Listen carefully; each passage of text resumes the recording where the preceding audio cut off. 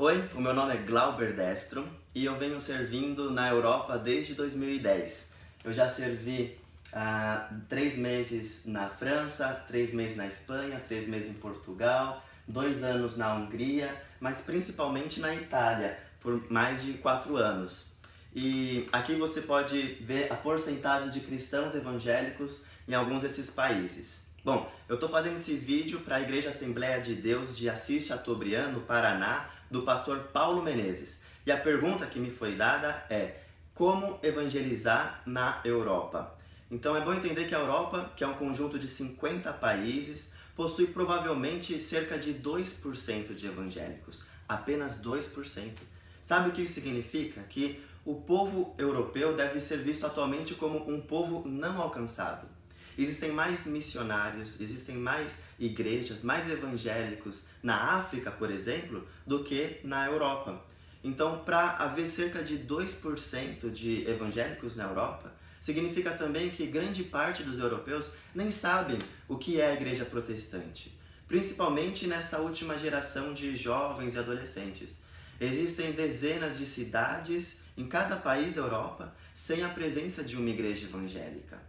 Por isso, quando a gente sai para evangelizar, a gente tem que entender que muitos desses europeus, principalmente os jovens, não sabem como realmente é a igreja protestante, no que nós acreditamos. Alguns pensam que somos uma seita, por exemplo. Temos que entender também que agora muitos europeus, principalmente os jovens universitários, são agora contra o Vaticano. Não querem saber do catolicismo nem de Deus. Por isso, muitos deles nem acreditam mais em Deus. Então, para evangelizar, é preciso ter mais paciência, explicar mais as coisas, fazê-los entender que há um grande soberano Deus, sim, que nos ama, fazê-los entender que o pecado existe, porque para eles o certo e o errado é muito relativo e pessoal, fazê-los entender a pessoa de Jesus Cristo, que é o caminho, a verdade e a vida. Então, veja, uma pessoa que vive no Brasil ou nos Estados Unidos, é mais fácil de entender e conceber o Evangelho. Já para um europeu, dificulta mais por vários fatores. Por isso que o resultado no campo europeu é menor e mais lento. Eu queria deixar claro aqui que o grande comandamento que Deus nos deixou não foi de apenas fazer um apelo de salvação, mas de ir e fazer discípulos.